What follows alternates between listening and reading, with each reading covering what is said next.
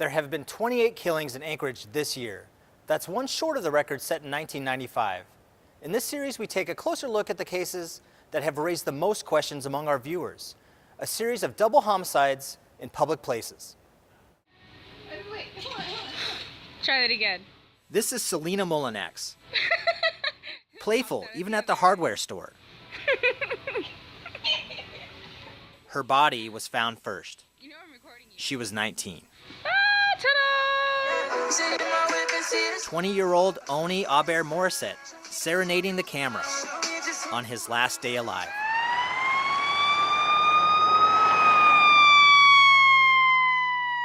Police say a dog walker led to the discovery. Both bodies found at Point Warrenzoff back in January.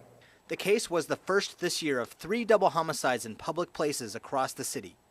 All remain unsolved. No doubt you heard about Selena and Oni's murder and the killings that followed, like the one at Ship Creek in July along a bicycle trail. They are opening up the area. And the next, just weeks later, near a popular rocket ship playground at Valley of the Moon Park. With Anchorage on pace to see more murders this year than any on record, these 3 sets of killings, people found in pairs, near well-loved trails and parks, raised alarm. The media and neighbors began to ask, were the murders connected? Police repeatedly declined to rule out any possibility and revealed little about what they might know. Is it something the average person should worry We need about? the community's help so much, no matter how little you think that incident. If you're woken up in the middle of the night and you hear loud bangs or whatever, please call the police department, because that piece of information is vital to us figuring things out. Detectives don't like to talk about open cases, and that lack of information left many trail users confused and worried. And while serial killers account for fewer than 1% of all murders in the United States, Anchorage has had more than one. A now notorious local baker admitted to killing 17 women and raping dozens more in the 1970s and 80s. More recently, Anchorage handyman Israel Keys traveled to other states to stalk victims before a killing here led to his arrest and jailhouse suicide. Over the summer, police sent out a citywide alert telling people to be careful late at night or early in the morning while walking isolated parks, bike trails, and empty streets. It was confusing advice for many. If you say don't go out then we've failed as a society. We've given up our public space. We can't do that. I think the advice I was trying to give is, you know, it's tough out there. It really is. And you got to look out for yourself, and we got to look out for each other. I have heard that there might be a serial killer. The worst thing we can do is speculate and cause rumors to go about and so on. Families said some media accounts did little to ease the community unrest or didn't match what they thought they knew about the cases.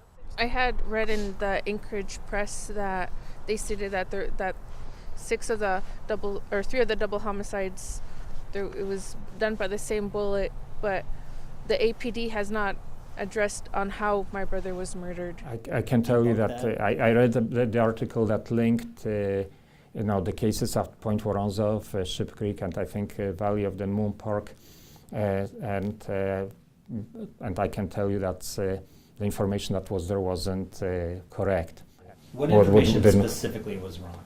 Again, I'm not going to go into details, Kyle, and I will. I hope that we'll meet maybe in a month or 2 months, and I'll have answers to all these questions. So the questions remain. Who is to blame? If there is no single killer spanning these 3 cases, is it any more comforting to think that on 3 separate occasions this year, 1 or more people got away with murdering 2 others in public places? And I can tell you, we have, working on cases, and I have no doubt that we'll close some cases.